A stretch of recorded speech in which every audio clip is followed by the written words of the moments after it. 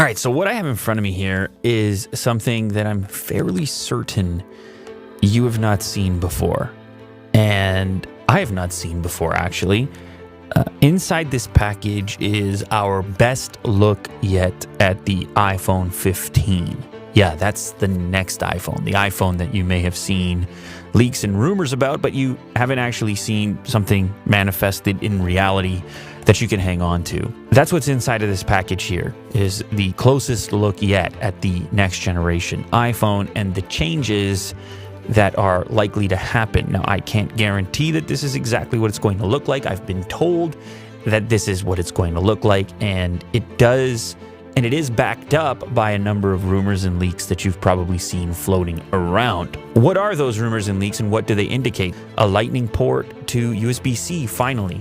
A consequence, maybe likely, of changes in Europe, government discussion and regulation around that proprietary connector, that existing proprietary connector, Lightning. There's supposedly also an improvement to the bezel size. So the screen to body ratio is apparently improved here. And we're supposedly also going to get a periscope lens on the device. Now, I do have the previous generation iPhone 14 Pro Max. I believe inside this package is a Pro Max variant lookalike for the 15 model. And then I also have some fancy calipers over here too. We'll see how things measure up. I don't know. It's going to take some precision to try to get in there and measure the difference in bezel size. It's a fairly minimal thing, but it does have a fairly large impact on your perception of screen to body when you're able to shrink that down. It was already pretty slim over here. I mean, this is an iPhone 14 Pro Max, and you can see kind of what you were working with. It was nice that it was relatively symmetrical. Obviously, this model launched your dynamic island. Welcome to the dynamic island.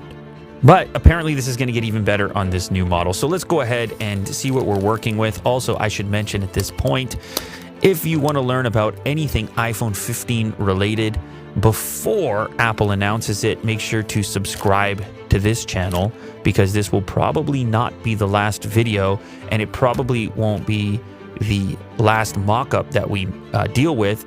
Maybe we'll get our hands on the 15 standard or the 15 Pro standard. I believe this is 15 Pro Max inside of here. Nondescript, of course, traveling across borders and so on. Not a ton of labeling. And you have your classic orangish yellow tape in there. Don't ask me why. Oof, okay. Maybe we can just slide this out at this point. Man, they really pack it in there. Whoa.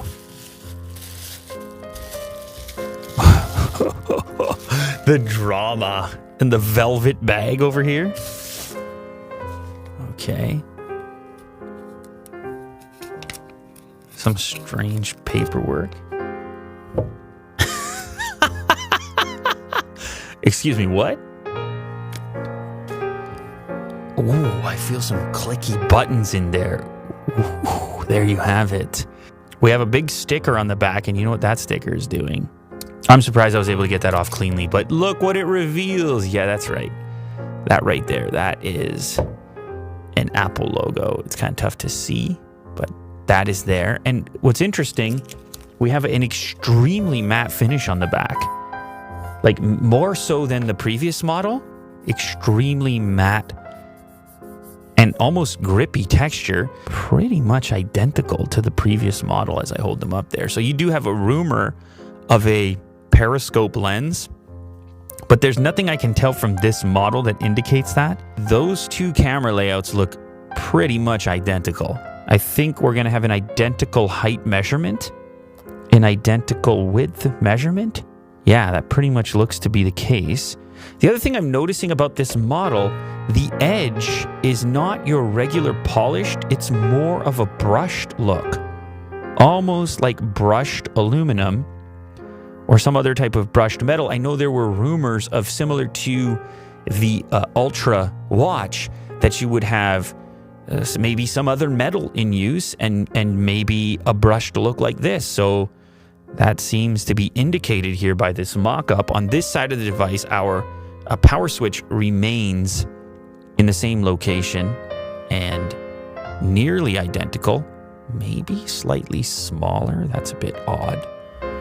On the bottom of the device, ooh, that definitely is USB Type-C, ladies and gentlemen. I should be showing you and not me.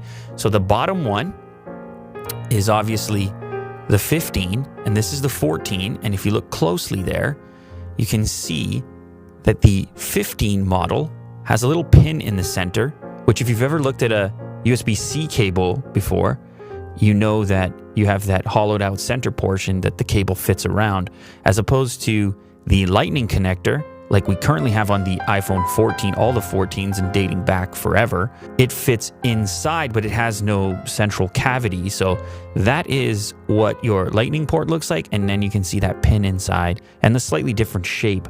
I suppose what we should do is actually get a Type-C cable and see if it fits in there. I think I have one right over there. You know, I don't know if this is going to work or not, because sometimes with these mock-ups, it's not exactly to spec, but let's go ahead and try it anyway.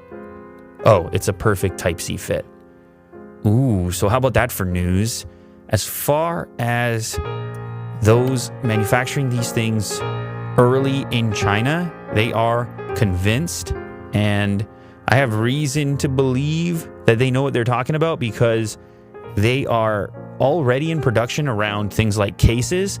And if you were going to make a case for this phone, as we'll be doing obviously with later case as well, you're going to need to know exactly how much space you need for your cutout for your case. And so if it does happen to be USB Type-C, you're going to need to know now before you go into mass production. And this is a perfect USB-C fit on the bottom of the iPhone 15. Obviously, if I pull over the iPhone 14, you'll see not the same dimension at all.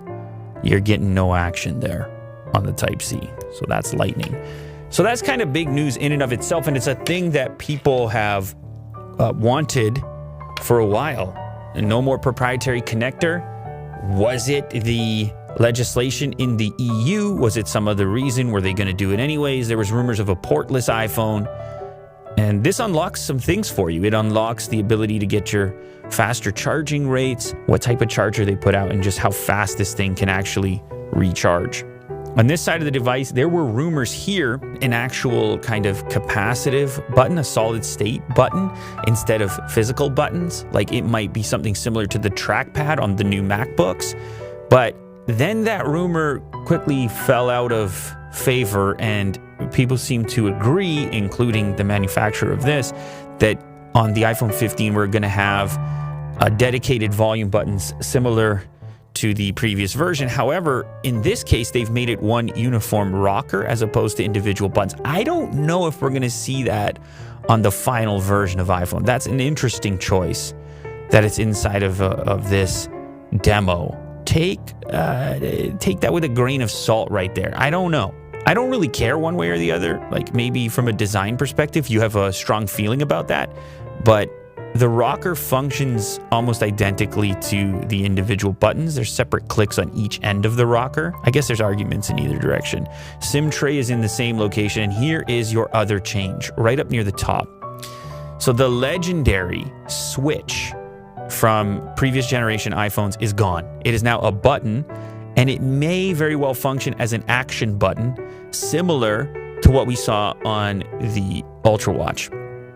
So it might not just do your silent, vibrate, and so forth. You may be able to do a lot of different things with it, but you will no longer have the satisfaction of this click that you've had not just on the iPhone 14, but a variety of previous models. Now it will be a button going forward. Let me know how you feel about that down in the comments. I'm curious what the consensus is on that. And boy, have they done a good job this year on the front of the device. Like, holy cow, that bezel is extremely slim. Dynamic island still in its exact same location. This is one of the best looking models I've ever handled or looked at. This is incredible. The weight of it, it feels substantial. It's almost identical to the current generation iPhone. And then let's go ahead here and get a quick comparison of those bezels versus the previous generation. So you can see, I mean, it doesn't seem like a lot, but I promise you it's a lot. It's almost half what the previous gen was. It looks that way almost half to my eyes, depending on the angle you look at it. And if we go down to like the chin, for example. Yeah, if you kind of compare in the corners there, they definitely shrunk it down. And that impact is pretty massive when you look at the device. Like, I'm looking at that and that almost feels like all screen. And I love the symmetry of it. I mean, I'm still not the hugest fan in the world of the dynamic island. It kind of sticks out a little bit. It is interesting and unique the way they've gone about maintaining those necessary components for their version of Face Unlock, which is one of the most secure that's out there. So I can appreciate that. But can you imagine this thing if you didn't have this piece at all? If it was just equivalent the whole way around and you had like an under display front-facing camera. Now, those are not really the best yet, so that's not a perfect solution.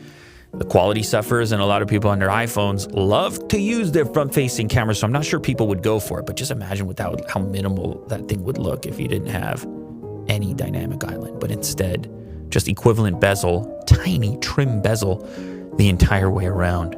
It's like full brightness all the time, just across the entirety of the device, not including buttons. So that's coming 76.66 on the iPhone 15 Pro Max. And we'll pull over the iPhone 14 Pro Max. Do the same thing. 77.68 versus 76.66. 77. So it's like we're talking about a millimeter of difference across the entirety. So that's why it's so difficult to measure on each side individually. But definitely you end up with a more narrow feeling device.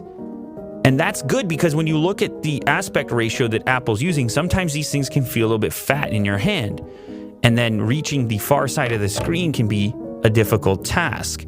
So any bit that you can shave off of the bezels and the width of the device while maintaining your screen real estate that's going to be a welcome addition and improvement to any, especially max size device. Actually, I just noticed it has a little a curvature around the edge where it actually wraps around the exterior of the front and back panel. And that could be another reason why it feels even thinner. It really dials up right at the edge and almost wraps around the glass on the front and the back. And the previous model maybe did slightly less of that with the polished version. But this whole frame, the stainless steel frame, compared to whatever this material here is going to be, it feels fatter by comparison. And obviously on the measurements, it is fatter. The other benefit with this is the same port that's used not just for Type-C, but also for Thunderbolt. So for those that use these things for like pro video and huge file transfers, there's a rumor that on the Pro model devices, this port may support Thunderbolt 3.2, which would be crazy. I mean, getting Thunderbolt 3 transfer speeds off of your phone, this would be incredibly useful for those that shoot a lot of content and large file sizes. Oh, you know what? There's another important measurement. There's a rumor that the device would be thicker, and I'm talking like this thickness here, possibly for battery improvements. This is the iPhone 14 Pro Max. 7.9, 7.91. New guy, yeah, it's fatter. It's definitely a bit fatter. Just under 8.4, 8.37. Right around 8.3 is the measurement I'm getting. I don't know if Mo can see that there. So fatter. Oh, you know what happens with a fatter phone is your camera units don't bump out as far. So they're popping out a little bit less. Maybe people didn't like that all that much. I mean, here's the benefit. Slightly fatter device, maybe slightly better battery, less of a protrusion on the camera modules. Look at that. It's definitely slimmer than it was. They're still poking out, but not as much. If this bezel comes in at 1.55, what measurement did I get on that? Yeah, maybe 1.5. Just over 1.5, 1.57. It's tough to measure it. Supposedly on paper, we're looking at 2.17 on the previous model, and this 1.55 is going to be a record breaker when it ships. It does make an impact. It does feel futuristic. But again, is that gonna necessitate the upgrade? 0.5 millimeters less bezel, but it does make an impact and it feels new when you hold it. So here's what I'm starting to think. I'm like inspecting this frame, looking at how thin it is, imagining the strength necessary, structure, and then also recognizing that Apple has chosen titanium, obviously in the Apple Watch Ultra. And I'm thinking for the 15 Pro and Pro Max, we could be looking at a titanium iPhone if it actually happens. And if you did have titanium, you would have this brushed look to it. And you would obviously have incredible strength properties at a weight savings. And then it brings you to the next part of the discussion, which is, well, why bother calling it Max? If you've already got the watch and you're calling that Ultra and it features titanium and it features an action button, then why not just call this the iPhone 15 Ultra or the iPhone 15 Pro Ultra? That's the only problem. What happens to the smaller model? That's the way they've kind of differentiated, where you could have Pro and then something more than Pro. But Pro Ultra sounds like too much. So do you just have Pro and then Ultra? Or could you actually have Ultra Max, which is just getting out of control? There's going to be plenty of people that watch this video and go, it's the same thing. What are you talking about? And yeah, I mean, in most ways it is. Obviously, it'll have an upgraded chip, A17. The cameras should have some level of enhancement. You've got some new buttons on there. They'll probably talk about increased battery life because it got ever so slightly fatter. And then they'll show you the front of the device, and they'll probably talk about Thunderbolt on the Pro models. And then you'll be sitting there thinking, are those things of value to me? Do I need this upgrade? And certainly some people will buy it, but certainly for others, it won't be necessary. And it's becoming increasingly difficult in the smartphone market to compel people to be on that upgrade cycle that they used to be, because a lot of the improvements these days are strictly incremental. Anyway, there you have it. Your best look yet at the iPhone 15 Pro Max, in this case in this matte white finish. As I mentioned at the beginning of this video, make sure to hit the subscribe button because we're probably going to have some more follow-ups before this device officially drops. And so if you don't want to miss that, then the simplest way is to click the subscribe button. Okay, cool. Wow. Interesting. What a beautiful sample model. Well done.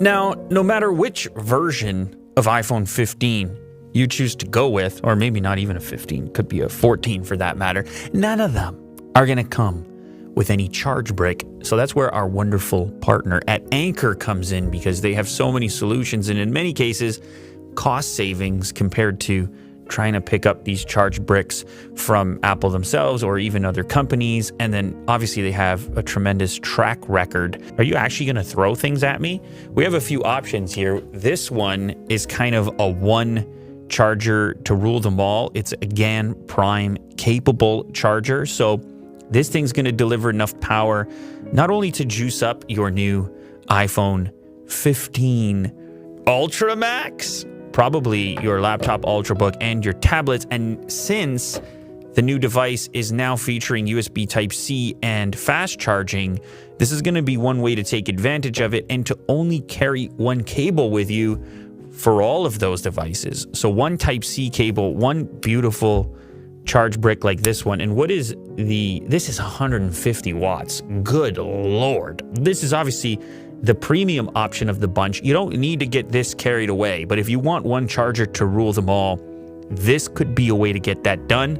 Another option might be something like this, which is the 521, also known as the Nano Pro. So this is going to be a slightly more approachable price point. It's not going to deliver as much power, but if you want something extremely portable, which still has more capability than Apple's own charger, this is going to get that done. Plus, they got this lovely lavender color now. So this guy's going to have 2 Type-C connectors capable of charging at 40 watts. I mean, that's still plenty of wattage, especially when you consider the scale of it. So this is going to be a popular choice and a more affordable price point.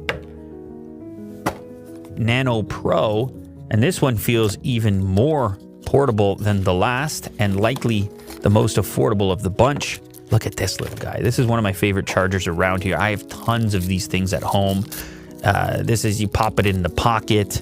The kids pick these up and use them. Same beautiful lavender color. That's going to be your single Type-C connector. Thank God Apple's going to the Type-C connector on the 15 Pro. Just make lives easier. Okay, this is the last one. And it was a little heavy, so that was a slightly risky throw, by the way. And this is actually for the wall outlet. It's going to have a ton of different options for recharging. It's the 727 charge station, also GaN Prime, also 100 watts.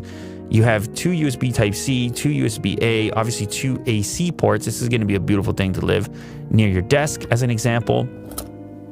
Ooh, lovely. I like the brushed look on that with the matte black finish up above. It's pretty lightweight, actually. So the power connector, a nice little flat style, so the whole thing stays low profile. And then down on the bottom here, 2 Type-Cs, 2 Type-As. Oh my goodness. The number of options from Anker continues to expand. An incredible partner to have here on the show and an incredible companion for your iPhone 15 Pro Max, Ultra, Ultra Max. Check them out. I'll have the links in the description.